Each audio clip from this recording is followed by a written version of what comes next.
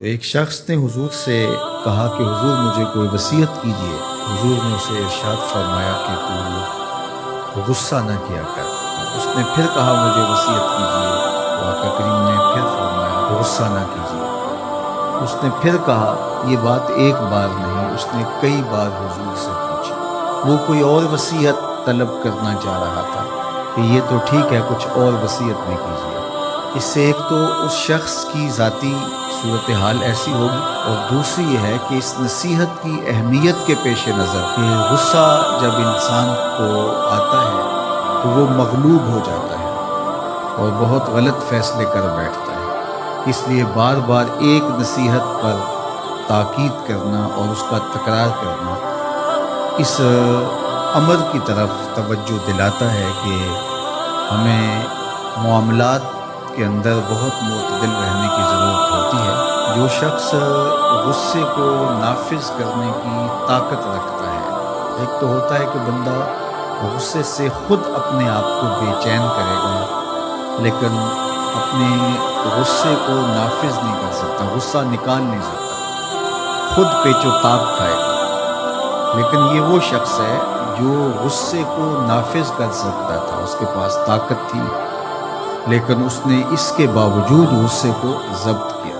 حضور علیہ السلام نے ارشاد فرمایا، قیامت کے دن اللہ تعالیٰ لوگوں کے سامنے اسے بلائے گا، اللہ تعالیٰ اسے اختیار دے گا کہ جنت کی حوروں میں سے جس کے ساتھ تم نکاح کرنا چاہتے ہو، جس کے ساتھ تم رہنا چاہتے ہو، تمہیں اس کا اختیار دیا گیا ہے، اس لیے کہ تم نے اپنے غصے کو ضبط کیا، اس کو نافذ کرنے کی طاقت کی بات۔ اور ایک روایت حضرت سلیمان بن سرد رضی اللہ تعالیٰ عنہ سے مروی ہے، کہتے ہیں کنت جالسا مع النبی صلی اللہ علیہ وآلہ وسلم، میں حضور علیہ السلام کی مجلس میں بیٹھا ہوا تھا۔ دو لوگ تھے، وہ آپس میں الجھ رہے تھے۔ ان میں سے ایک شخص کا چہرہ غصے سے سرخ ہو گیا، آنکھیں پھولی ہوئی تھی، اور ایک دوسرے کے لیے سب و شتم کا ماحول پیدا ہو گیا تھا۔ اللہ کے رسول صلی اللہ علیہ وآلہ وسلم نے ارشاد فرمایا، میں ایسا کلمہ جانتا ہوں کہ اگر یہ کلمہ پڑھ لیں تو ان کا یہ غصہ ظاہر ہو جائے گا، ان کی جو کیفیت ختم ہو جائے گی۔ اور وہ کیا ہے؟ اعوذ باللہ من الشیطان الرجیم۔ یہ پڑھ لیں تو جو ان کے اندر ہے وہ چلا جائے گا۔ تو لوگوں نے اس شخص کو کہا جس کی رگیں پھولی ہوئی تھی اور غصے سے اس کا چہرہ سرخ ہوا جا رہا تھا کہ تعوذ پڑھو، اعوذ باللہ من الشیطان الرجیم پڑھو۔ اور یہ اللہ تعالیٰ نے قرآن مجید میں ارشاد فرمایا ہے کہ جب غصے سے انسان بے قابو ہو جائے تو اس کو چاہیے کہ وہ اپنے غصے سے باہر نکلنے کے لیے تعوذ پڑھے۔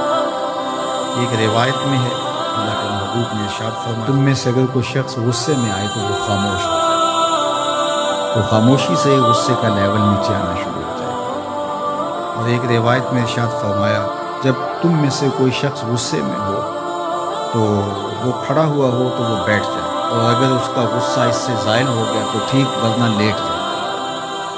یعنی اگر وہ کھڑا ہو تو بیٹھ جائے، اور اگر بیٹھنے کے باوجود بھی غصہ ختم نہیں ہونے پا رہا تو لیٹ جائے، خاموش ہو جائے، تعوذ پڑھے اور بیٹھ جائے یا پھر لیٹ جائے۔ تو یہ چار صورتیں غصے کو کم کر دیتی ہیں۔ تو غصے کو نافذ کرنے کی بجائے کوشش کرنی چاہیے کہ غصہ جو ہے وہ فروغ ہو جائے، کیونکہ غصے میں انسان ایسے امور کر لیتا ہے کہ بعد میں اس کو سخت پچھتاوا ہوتا ہے۔